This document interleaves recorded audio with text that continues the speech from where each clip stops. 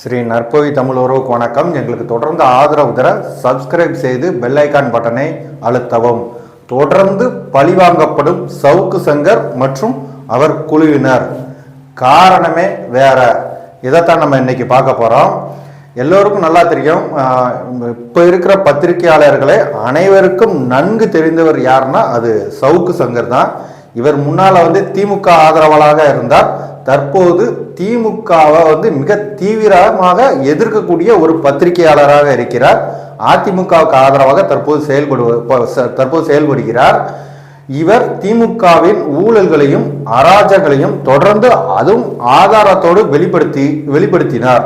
அதில் மிக முக்கியமாக பார்க்கப்படுகிறது செந்தில் பாலாஜி அவரை பற்றிய ஊழல்களும் அவர் கட்டிய அவருடைய வீட்டை பற்றிய தகவலும் அவர் வெளிப்படுத்திய காரணத்தினால் அது மக்களிடையே அதிக சென்றடைந்தது. இதனால் செந்தில் பாலாஜி மேல் மக்கள் கடும் கோபத்தில் இருந்தனர். இந்த தகவலை வெளிப்படுத்தியது யாருன்னு பார்த்தா சவுக்கு சங்கர். இந்த சவுக்கு சங்கர் இதற்கு பிறகு அவர் நிறைய பேர் கிடைத்தது, நல்ல ஒரு பெயர் கிடைத்தது. செந்தில் பாலாஜி அசைக்க முடியாத ஒரு ஆள். கரூர் அந்த கோவை கொங்குமண்டலத்தில் ஒரு அசைக்க முடியாத ஒரு ஆளு.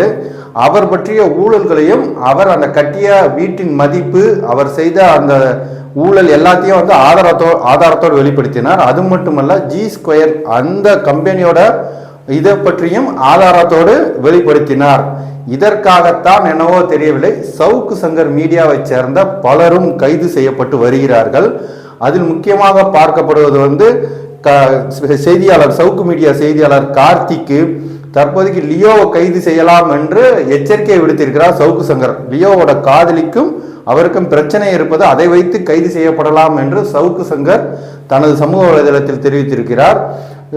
அப்துல் முத்தலிப் என்பவர் அந்த மீடியாவை விட்டு, சவுக்கு சங்கர் மீடியாவை விட்டு வெளியேறியிருக்கிறார். இதற்கும் முக்கியமாக பார்க்கப்படுது ஆளுங்கட்சியை சேர்ந்தவர்களாக இருக்கலாம் என்று சவுக்கு சங்கர் சொல்லியிருக்கார். இப்படி தொடர்ந்து பலர் கைது செய்யப்படுவதும் பலர் வெளியேறுவதும் சவுக்கு மீடியாவே தொடர்கதையாகி வருகிறது. இதற்கு இன்னொரு முக்கிய காரணம் சவுக்கு சங்கர் இதனால் கிட்டத்தட்ட ஒரு 1.5 வருஷம் 2 வருஷமா திமுகவை தொடர்ந்து விமர்சித்து வருகிறார். ஒரே ஒரு தடவை கைது செய்யப்பட்டிருக்கார். தொடர்ந்து விமர்சித்து ஊழல் குற்றச்சாட்டை வைத்திருக்கிறார். G2 பற்றி, செந்தில் பாலாஜியை பற்றி என தொடர்ந்து சவுக்கு சங்கர் மீடியாக்களை தெரிவித்திருக்கார். ஆனால் இந்த அளவுக்கு கட்டம் கட்டப்பட்டது கிடையாது. ஏன்னா சவுக்கு சங்கர் கைதாக இருக்கலாம், ஆனால் மொத்த மீடியாவும் அழிய வேண்டும் என்பதற்காக தொடர்ந்து சவுக்கு சங்கரில் இருக்க அனைவரும் கைது செய்யப்பட்டு, மேலும் சில பேர் வெளியேறியும் வருவது எல்லோருக்கும் சந்தேகத்தை ஏற்படுத்தி இருக்கிறது. மேலும் சமூக வலைதளத்தில் ஒருவர் கூறியிருக்காரு. அது என்னன்னா முக்கியமான ஒரு தலைவரோட மகனோட அந்தரங்கமான ஒரு விஷயத்தை சவுக்கு சங்கர் ஆதாரத்தோடு வெளிப்படுத்தியதால் தான் இந்த அளவுக்கு சவுக்கு சங்கர் கட்டம் கட்டப்பட்டு இருக்கிறார் என்று ஒரு பர்டிகுலர் ஒரு பர்சன் அந்த சமூக வலைதளத்தில் தெரிவித்திருக்கிறார். எது என்ன விஷயமோ பத்திரிகையாளரை குரல் வலையை நசுக்கிறது தான் இந்த ஆளும் திராவிட கட்சி.